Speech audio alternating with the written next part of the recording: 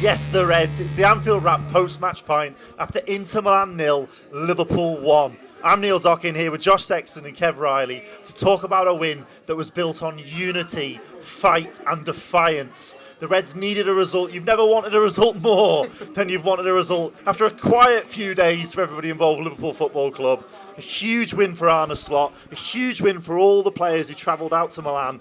They've dug in. They've fought, they've scratched, they've clawed, they've shown everything you've wanted to see. They've looked solid defensively. They've had a goal disallowed, wrongly I might add, early on from Ibu Konate. And then someone just wanted Florian Wirtz's shirt so bad at the end, they had to tear it off him.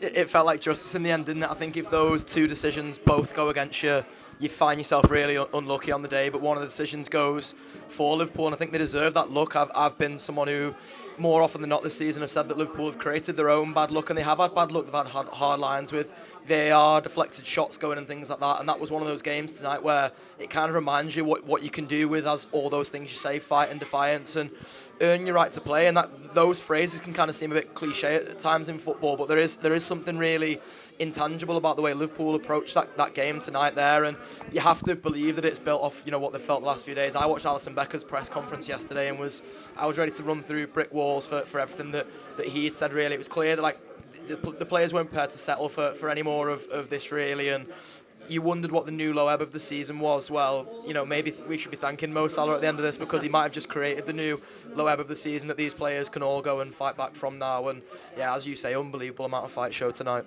I mean, away at the Italian champions, it was a daunting prospect, and I'm sure there'll be many of us in the build-up to this game thinking maybe a spirited performance, a draw, you might take a point. Obviously, we're in a precarious position in this Champions League league table, because of the defeats against Galatasaray and PSV. We don't want to be playing a two-legged double header in February, March. We want to be in the top 8. We want to go through. We've put ourselves in a great position with that performance tonight. But more than that, it was a response from everybody involved, from the manager down.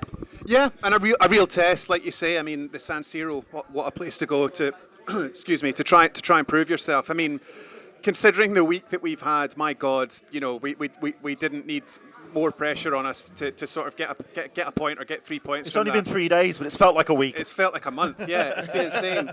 A smarter man than me once said that the point of sports is, your team wins and everybody's happy. That's not the point of sports. The point of sports is that your team loses and everybody's sad in a group. And I feel like we've all been very sad for such a long time, and we've been absolutely desperate for, not necessarily just a performance, but 3 points is absolutely massive. The performance today was great. I thought we had lots of clever heads out there, and everyone managed the weight of expectation really, really well. Like Josh has just touched on, the leadership group seems to have sort of rallied together in this really tough time and got collective heads together and said, look, there's an opportunity here. It doesn't need to be 5-0. It doesn't need to be, it doesn't need to be going around breaking legs. It just needs to be a performance. And I thought it was a really, really smart performance that the manager's been able to build on after the last 3 results not being ideal for us.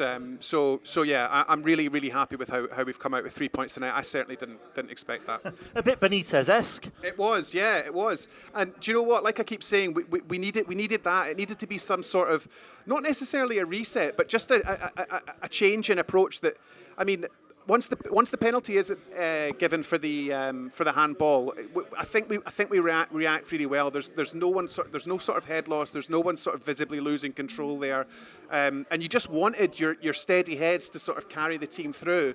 But then you look at the squad all the way through, and there is just tons of experience through that lineup. Ekitike just. I mean, the amount of running that he put in tonight was absolutely fantastic. I would have liked to see more from Isak today, but one hell of a performance from the Reds. I'm so happy with the 3 points. Oh, absolutely.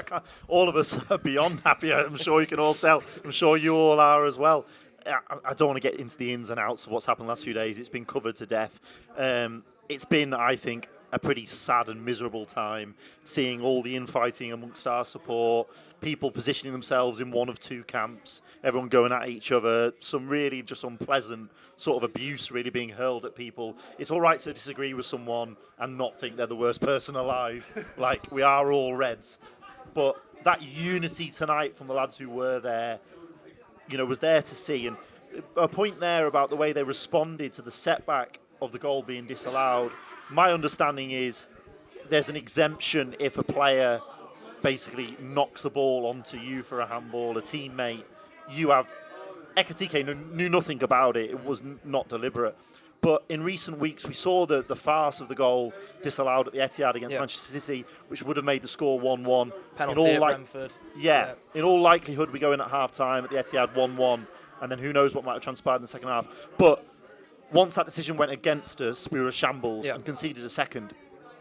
What's great here tonight is that goes against them and their heads don't drop. And although perhaps maybe that was the strongest part of the game for Milan, obviously force a great save from Alisson Becker. Let's have some more Alisson Becker praise.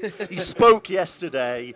It was one of the best 5 or 6 minutes, 10 minutes, whatever he was interviewed for, I think I've ever seen from a Liverpool player in a press conference. And then tonight he makes the sort of save that he's synonymous with as one of the greatest goalkeepers in world football history. YouTube, press the button, become a member of the Anfield Wrap from the heart of the city of Liverpool. The best way to enjoy all your Liverpool-based videos, everything you need, every single day. It is the Anfield Wrap.